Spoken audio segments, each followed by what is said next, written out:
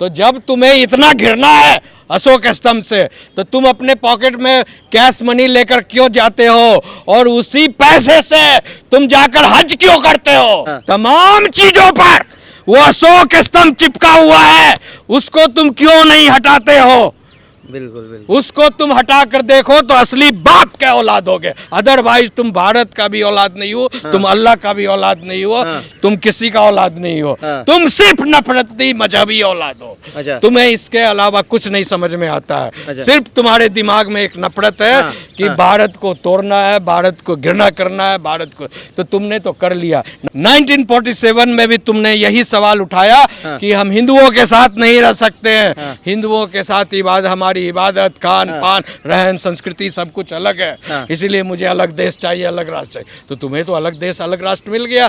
तुम जब भारत में रहोगे तो भारत के साथ भारत की संस्कृति, जो सिस्टम है तौर का, ये हिंदुस्तान है। हिंदुस्तान का मतलब होता है हिंदुओं का स्थान। अच्छा। ने जो है उसको पत्थर उठा कर उसके अशोक स्तंभ के सर को कूटते एक नहीं कई लोग, मैं भी कूटूंगा, मैं भी कूटूंगा, मैं भी कूटूंगा, कूट कर उसको आपने ध्वस्त कर गिरा दिया और वीडियो बना कर आपने पूरे देश में, दुनिया में वायरल किया। इससे साफ मंशा जाहिर होता है कि आप लोग देशद्रोही हो, भारत द्रोही हो, और आप नहीं चाहते कि भारत का नाम जो है सम्मान से लिया जाए, भारत के सिंबल को कोई सम्मान दिया जाए। समझे ना? वो कोई मजहबी सिंबल नहीं था। ये लोगों को क्या करना है?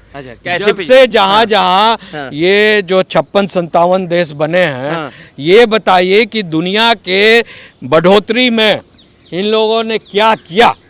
अच्छा, एक ऐसा एग्जाम्पल मुझे दे दीजिए। इस्लाम को बढ़ावा दे रहे हैं अब क्या इससे? अरे इस्लाम को बढ़ावा है तो कोई ऐसा बताओ ना कि इस्लाम ने जो दुनिया में बढ़ा तो शांति फैलाया। अच्छा।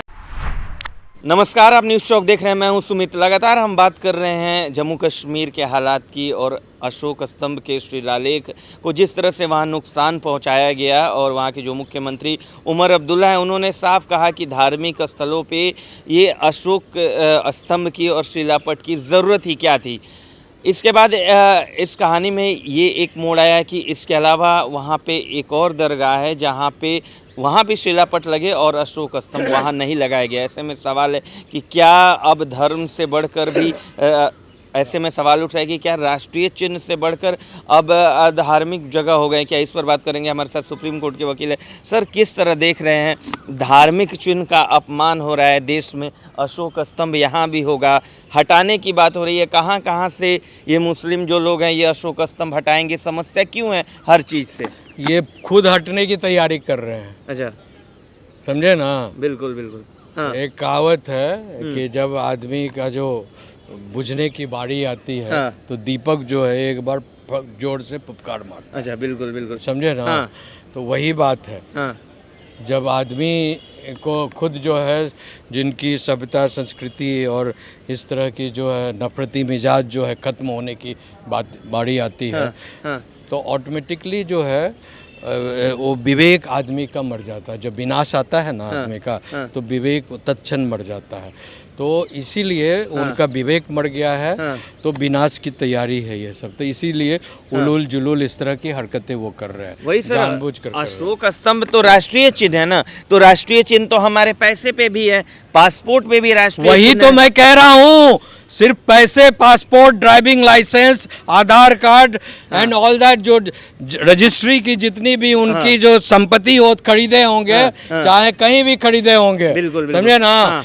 तो चाहे दिल्ली में खरीदो, बॉम्बे में खरीदो या कश्मीर में खरीदो, हर जगह जो है रजिस्ट्री का जो पेपर होता है, नॉन जुडिशियल स्टाम्प जो होता है, वो तमाम चीज़ों पर जो है अशोक स्तंभ छपा होता है। अच्छा। तो जब तुम्हें इतना घिरना है अशोक स्तंभ से, तो तुम अपने पॉकेट में कैश मनी लेकर क्यों जाते हो और उसी पैसे से तुम जाकर हज क्यों करते हो?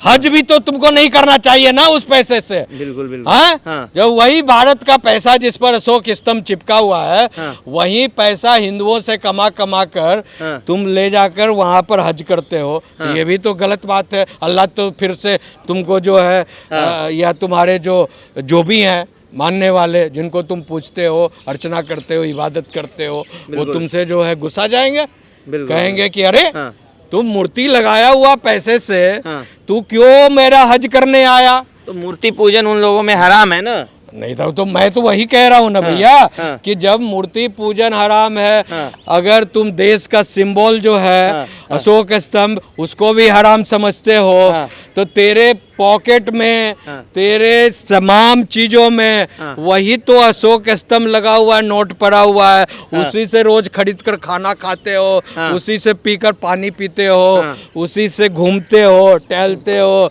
गाड़ी में चलते हो, हवाई जहाज में चलते हो, टांगे पर चलते हो, कार में चलते हो, जहां मन होता है जाते हो, हाँ, दो मकान बनाते हो, जमीन खरीदते हो, स्कूल कॉलेज में पढ़ाई करते हो, तमाम चीजों पर वो अशोक स्तंभ चिपका हुआ है, उसको तुम क्यों नहीं हटाते हो? बिल्कुल बिल्कुल, उसको तुम हटा कर देखो तो असली बाप के औलाद होगे, अदरवाइज तुम भारत का भी औलाद नहीं हो, तुम अल्लाह का भी औलाद नहीं हो, तुम किसी का औलाद नहीं हो, तुम सिर्फ नफरती मजहबी औलाद हो। तुम्हें इसके अलावा कुछ नहीं समझ में आता है, सिर्फ तुम्हारे दिमाग में एक नफरत है कि भारत को तोड़ना है, भारत को घृणा करना है, भारत को, तो तुमने तो कर लिया 1947 में, तुमने घृणा कर कर एक मजहबी देश बना लिया, इस्लामिक देश बनाया, उसका नाम पाकिस्तान है। उस समय तुम्हारी आबादी कितनी थी? मात्र 13% थी, और तुमने 25% जमीन ले लिया, रिसोर्स ले लिया, सब कुछ ले लिया, अलग हो गए। तो तुमको यही सवाल 1947 में भी तुमने यही सवाल उठाया कि हम हिंदुओं के साथ नहीं रह सकते हैं, हिंदुओं के साथ हमारी इबादत, खान पान, रहन, संस्कृति सब कुछ अलग है, इसीलिए मुझे अलग देश चाहिए, अलग राष्ट्र चाहिए। तो तुम्हें तो अलग देश, अलग राष्ट्र मिल गया।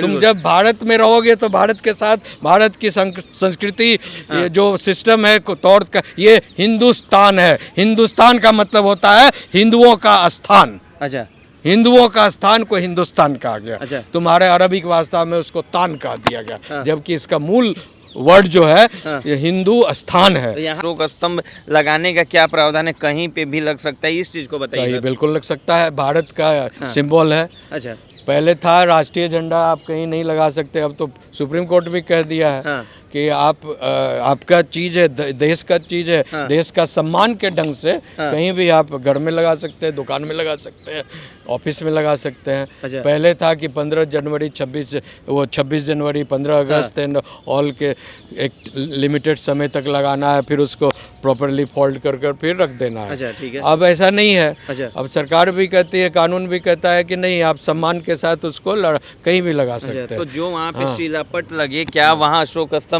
लगाया जाना जरूरी था सर? ये देखिए, जरूरी था या नहीं था, ये सवाल या नहीं है। सवाल है कि अशोक स्तंभ जो वहां पर किसी ने भी लगाया, कुछ ने, वो वक्फ बोर्ड की संपत्ति है। वक्फ बोर्ड क्या है? भारत का ही तो चीज है। बिल्कुल बिल्कुल। वक्फ बोर्ड का सिंबल कहाँ है? भारत बोर्ड से चलता है ना। बिल्कुल बिल्कुल, है ना। बिल्कुल बिल्कुल। अच्छा, तो भारत देश के अंदर जो सरकारी संपत्ति है वो, बिल्कुल, तो सरकार, भारत सरकार की संपत्ति है वो। वक्फ बोर्ड तो एक छोटा सा इंस्टीट्यूशन है उसका, जैसे रेलवे है, डिफेंस मिनिस्ट्री है, या वगैरह वगैरह, उस तरह वक्फ बोर्ड भी एक इंस्टीट्यूशन है। ठीक बात है।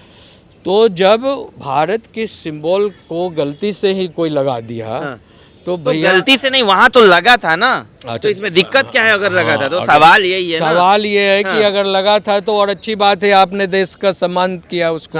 ठीक है। लेकिन अब सम्मान को अपमान में बदलने के लिए आपने जो है उसको पत्थर उठा कर उसके अशोक स्तंभ के सर को कूटते, एक नहीं कई लोग, मैं भी कूटूंगा, मैं भी कूटूंगा, मैं भी कूटूंगा, कूट कर उसको आपने ध्वस्त कर गिरा दिया, और वीडियो बना कर आपने पूरे देश में, दुनिया में वायरल किया। इससे साफ मंशा जाहिर होता है कि आप लोग देशद्रोही हो, भारत द्रोही हो, और आप नहीं चाहते कि भारत का नाम जो है सम्मान से लिया जाए, भारत के सिंबल को कोई सम्मान दिया जाए। समझे ना। वो कोई मजहबी सिंबल नहीं था, वहां पर कोई ओम नहीं लिख दिया था, या कोई क्रॉस नहीं लगा दिया था, या कोई गुरुद्वारा का सीन नहीं चिपका दिया था, या कोई पारसी का सीन नहीं चिपका दिया धर्म का, या बुद्धिस्ट वो का वहाँ पर कौम का जो है बुद्धिस्ट सिंबल नहीं चिपका दिया गया था कि आपने कहा कि अरे ये दरगाह में ये कहाँ से आ गया।